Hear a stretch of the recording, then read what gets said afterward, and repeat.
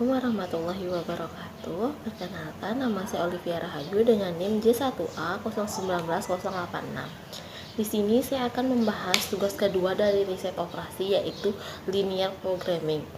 Sebelum itu, izinkan saya menjelaskan apa sih itu linear programming. Linear programming adalah metode atau teknik matematik yang digunakan untuk membantu manajer dalam mengambil keputusan.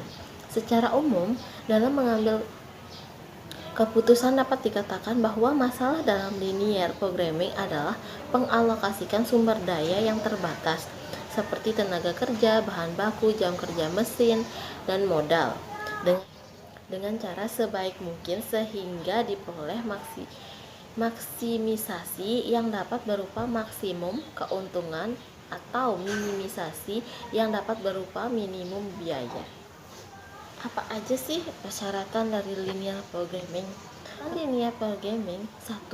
Tujuan apa yang menjadi tujuan permasalahan yang dihadapi yang ingin dipecahkan dari jalan keluarnya. Tujuan ini harus jelas dan tegas yang disebut fungsi tujuan. Yang kedua yaitu alternatif. Perbandingan harus ada sesuatu atau berbagai alternatif yang ingin dibandingkan. Misalkannya antara kombinasi waktu tercepat dan biaya tertinggi dengan waktu lambat dan biaya terendah. Untuk yang ketiga adalah sumber daya. Sumber daya yang dianalisis harus berada dalam keadaan yang terbatas. Yang keempat yaitu perumusan kualitatif. Fungsi tujuan dan kendala tersebut harus dapat dirumuskan secara kualitatif sesuai dengan yang disebut dalam model matematika. Yang kelima yaitu perubahan yang bentuk fungsi, tujuan, dan kendala tersebut harus memiliki hubungan fungsional atau hubungan keterkaitan. Asumsi tersebut ada 4, yaitu linearitas. Linearitas adalah fungsi tujuan dan kendala dapat dibuat dalam satu set fungsi linear. Yang kedua yaitu divisibility adalah nilai variabel keputusan dapat berbentuk pecahan dan bilangan bulat. Yang ketiga adalah non-negativity. Non-negativity adalah nilai variabel keputusan tidak boleh negatif atau minimal sama dengan 0. Yang keempat yaitu certainty adalah suatu keterbatasan maupun koefisien variabel setiap kendala dan fungsi tujuan ditentukan secara pasti. Z sama dengan AX1 ditambah B X2 ditambah C X3 dan seterusnya. Yuk kita sama-sama menyaksikan penyelesaian formulasi dari soal berikut. Permasalahan dalam bidang teknologi pertanian berikut akan kita asumsikan sebagai industri. Industri merupakan sebuah UKM bengkel tunas jaya di Geta Mataram yang merupakan produsen mesin pengolahan hasil pertanian, memproduksi 2 jenis yang dibutuhkan oleh pelaku usaha di Lombok, yaitu mesin pengaduk dodol nangka dan mesin pemotong keripik singkong.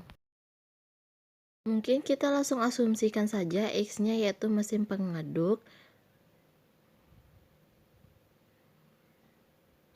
dan untuk Y-nya sendiri yaitu mesin pemotong.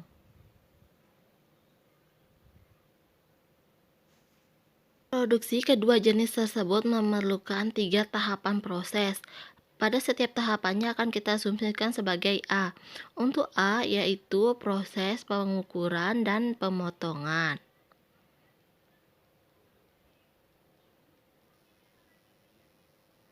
Sedangkan untuk tahapan kedua atau tahapan B yaitu proses pengecetan dan perakitan.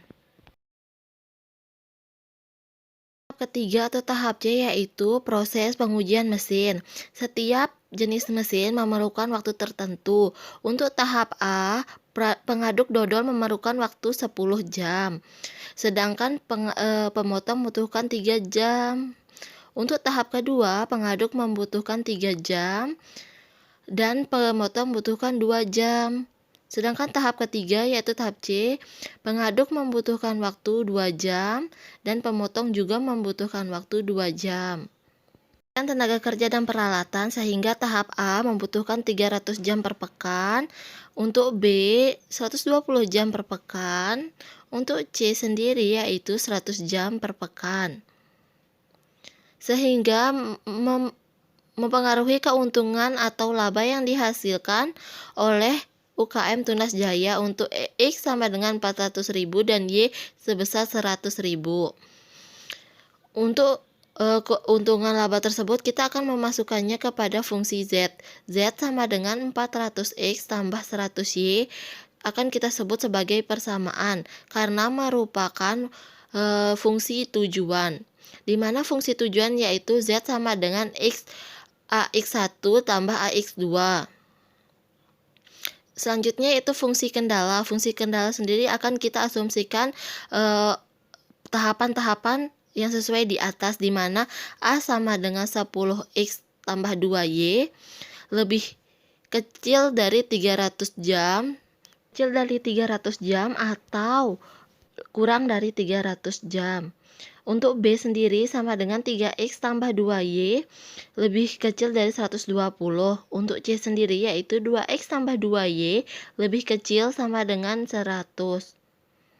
Sehingga fungsi kendala tersebut dapat kita asumsikan sebagai formulasi, di mana formulasi ini menjadi rumus yang menjadi pertanyaan pada soal yang tertera di atas.